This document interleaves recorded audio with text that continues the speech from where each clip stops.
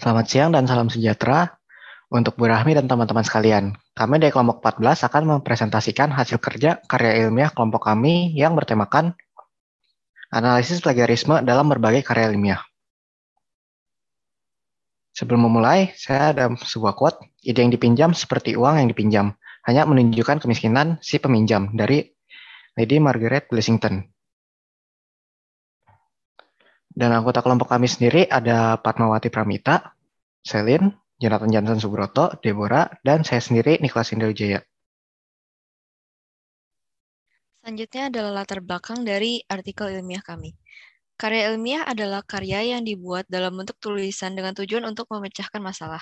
Karya ilmiah berisikan data berdasarkan fakta dan juga solusi dari permasalahan yang dibahas. Tentunya karya ilmiah memiliki ciri-cirinya sendiri, di antara lain menggunakan bahasa baku, tidak ambigu, dan bersifat objektif. Sebagai seorang pelajar, karya ilmiah sering dijadikan sebagai tugas. Oleh karena itu, kita pasti sudah tidak asing lagi dengan cara membuat karya ilmiah. Akan tetapi sering sekali ditemukan kasus plagiarisme dalam pembuatan karya ilmiah. Plagiarisme terjadi ketika seseorang mengambil karya orang lain dan mengaku sebagai pembuat atau penulisnya. Salah satu kasus plagiarisme yang terjadi pada abad pertama kasus Masehi yang berhubungan dengan seorang penyair Romawi bernama Martial dan penculik sastranya. Martial merupakan penyair yang mulai sukses di pertengahan kehidupannya. Saat itu ia melihat bahwa banyak karyanya yang dicuri oleh penyair-penyair lainnya dan ia membuat sebuah puisi yang ditujukan kepada penculik-penculik tersebut. Dalam salah satu puisinya, Martial menggunakan kata Latin plagiarus untuk menyebut orang yang mencuri puisinya. Sejak kejadian tersebut dibutuhkan sampai sekitar 15 abad sampai kata plagiarisme muncul di bahasa Inggris dan juga ke dalam bahasa Indonesia. Sampai sekarang plagiarisme masih sering terjadi, terutama dalam karya-karya ilmiah karena mudahnya mencari karya lain melalui akses internet. Slide selanjutnya. Oke, berdasarkan topik dan latar belakang dari artikel ini, kami telah menentukan 5 fokusan masalah, yaitu yang pertama, bagaimana contoh plagiarisme yang terjadi dalam artikel ilmiah di internet. Kedua, bagaimana contoh plagiarisme yang terjadi dalam makalah di internet. Ketiga, bagaimana contoh plagiarisme yang terjadi dalam makalah di perpustakaan. Keempat, bagaimana contoh plagiarisme yang terjadi dalam skripsi di internet. Kelima, bagaimana contoh plagiarisme yang terjadi dalam skripsi di perpustakaan. Oke. Lalu kami juga telah menentukan 5 tujuan yang ingin dicapai dari penelitian ini. Yaitu, yang pertama, menjelaskan contoh plagiarisme yang terjadi dalam artikel ilmiah dari sumber internet.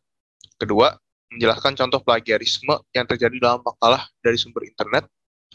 Tiga, menjelaskan contoh plagiarisme yang terjadi dalam makalah dari sumber perpustakaan. Keempat, menjelaskan contoh plagiarisme yang terjadi dalam skripsi dari sumber internet. Dan yang terakhir, menjelaskan contoh plagiarisme yang terjadi dalam skripsi dari sumber perpustakaan. Oke, selanjutnya saya akan menjelaskan tentang kajian teori. Pertama, definisi plagiarisme.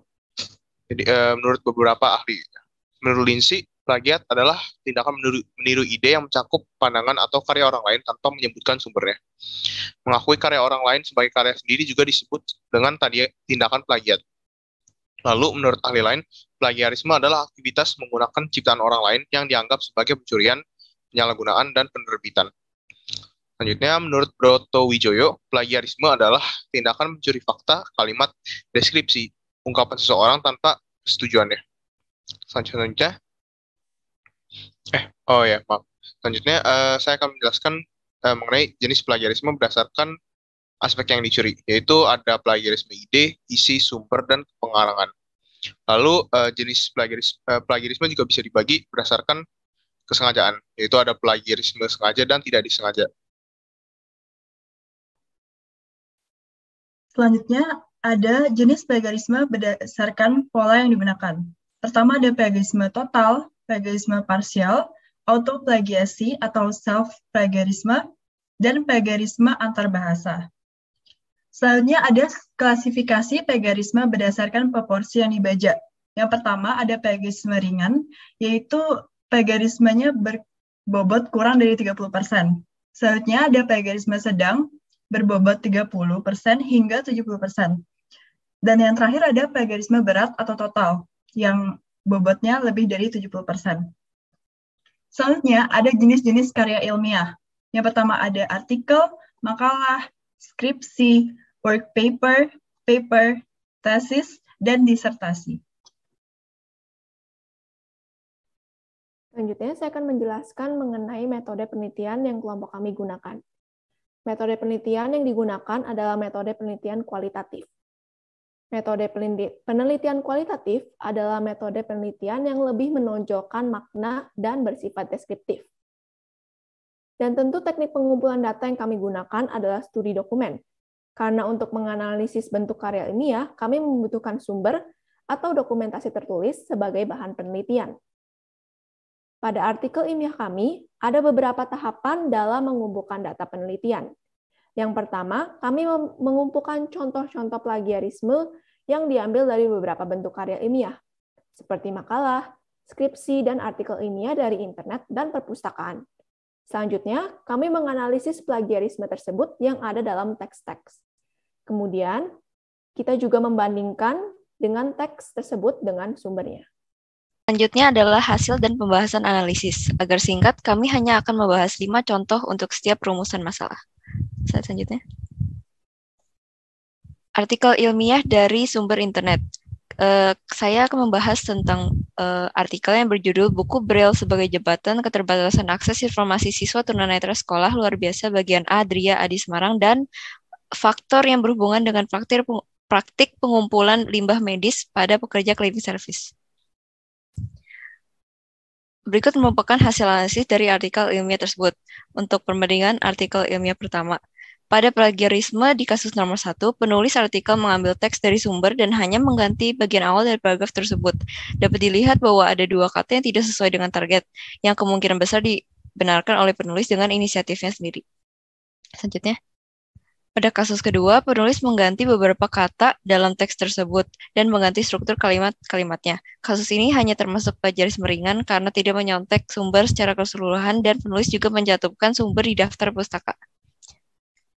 Pada kasus plagiarisme ini, konten yang dikutip oleh penulis artikel tersebut sama seperti kutipan di sumber yang ada di daftar pustaka. Akan tetapi nama pengarang yang dikutip berbeda. Sumber yang dikutip oleh penulis artikel ini juga mengutip dari sumber lain. Seharusnya sumber kutipan ditulis seperti Sasraningrat dalam Rudiati 2010-57. Perbandingan artikel ilmiah kedua.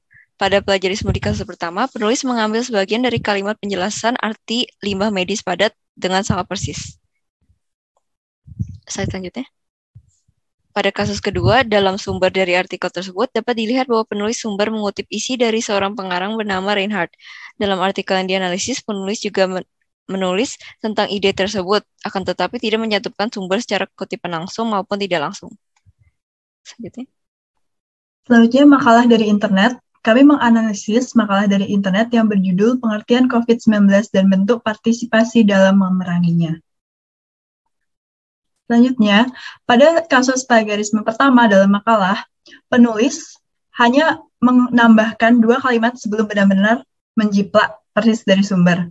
Contohnya juga penulis hanya menghilangkan kata pasien dan menggantinya menjadi beberapa orang. Selanjutnya,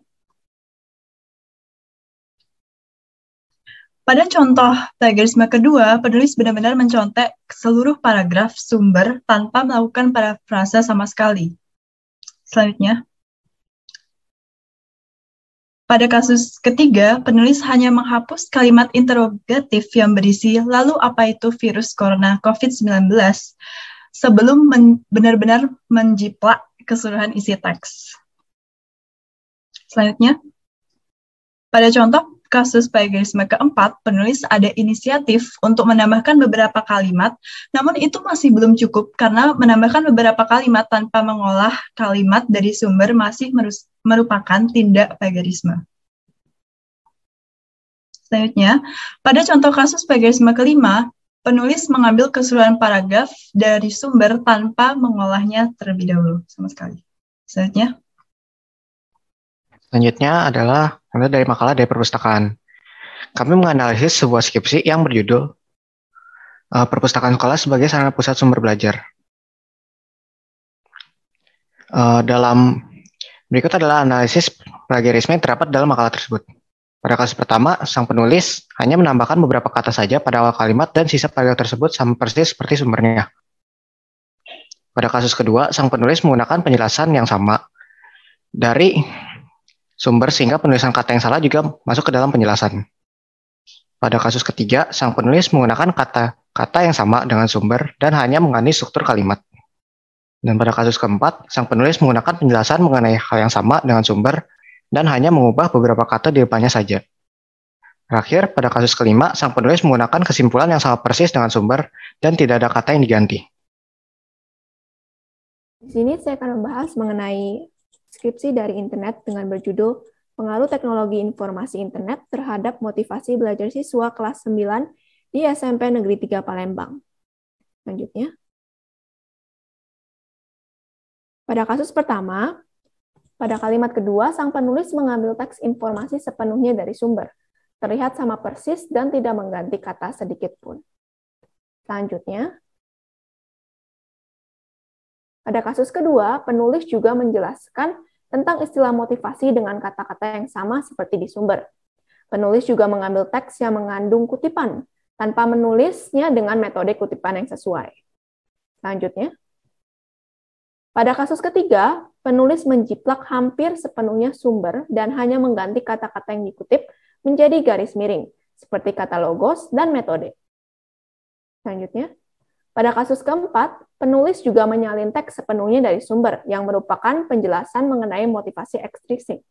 Di sini penulis menghilangkan beberapa pelengkap tambahan, seperti pada bagian dipuji oleh pacarnya atau oleh orang tuanya, hanya diganti dengan dipuji oleh teman-temannya. Dan kasus kelima, sang penulis menjiplak satu paragraf tersebut sepenuhnya, dengan menghilangkan beberapa keterangan kalimat. Oke, nah kami juga menganalisis sebuah skripsi yang berjudul Pengaruh Program Sarapan Membaca terhadap Keterampilan Berbahasa Indonesia siswa atau siswi pada Min 1 Kota Banda Aceh, yang diambil dari perpustakaan daring. Oke, berikut adalah analisis plagiarisme yang terdapat dalam skripsi tersebut. Oke, pada kasus pertama, sang penulis menjiplak sebuah penjelasan dari sumber. Satu-satunya perbedaan adalah contoh komunikasi yang diberikan, di mana sang penulis merangkum contoh yang terdapat pada sumber itu untuk kalimat yang terakhir. Oke, selanjutnya. Nah, pada kasus kedua, sang penulis menyalin sebuah penjelasan dari sumber. Hanya ada satu kata yang ditambah dari inisiatif sang penulis sendiri dan beberapa perbedaan pada tanda baca yang digunakan. Selanjutnya. Pada kasus ketiga, sang penulis mengambil penjelasan dari sumber tanpa mengganti kata satupun. Selanjutnya. Pada kasus keempat, sang penulis sekali lagi mengambil penjelasan dari sumber tanpa mengganti apapun. Selanjutnya. Oke, pada kasus yang terakhir ini, sang penulis menjiplak penjelasan dari sumber dan hanya mengganti gerakan literasi sekolah dengan singkatan, yaitu GLS. Dan selain itu, terdapat juga perubahan pada beberapa kata yang sangat minor. Oke, berdasarkan data-data yang sudah kami kumpulkan, kasus-kasus plagiarisme yang telah dianalisis tergolong plagiarisme tingkat berat, karena kalimat yang ditulis hampir sama persis dengan sumbernya. Berdasarkan hasil analisa, jumlah kasus plagiarisme yang telah ditemukan adalah sebagai berikut. Artikel ilmiah dari sumber internet sebanyak 5, makalah dari sumber internet sebanyak 5, makalah dari sumber perpustakaan sebanyak 5, skripsi dari sumber internet sebanyak 5, dan skripsi dari sumber perpustakaan sebanyak 7. Plagiarisme yang terjadi berupa plagiarisme isi atau plagiarisme yang hanya mengubah struktur kalimatnya tanpa melakukan parafrase. Maka dapat disimpulkan bahwa sumber dari internet atau perpustakaan pun dapat mengandung unsur plagiarisme. Sehingga saat kita ingin mereferensikan sebuah karya ilmiah, kita juga harus memerhatikan bahwa karya tersebut merupakan karya orisinil. Baik. Sekian presentasi dari kelompok kami. Bila ada salah kata, mohon maaf dan terima kasih.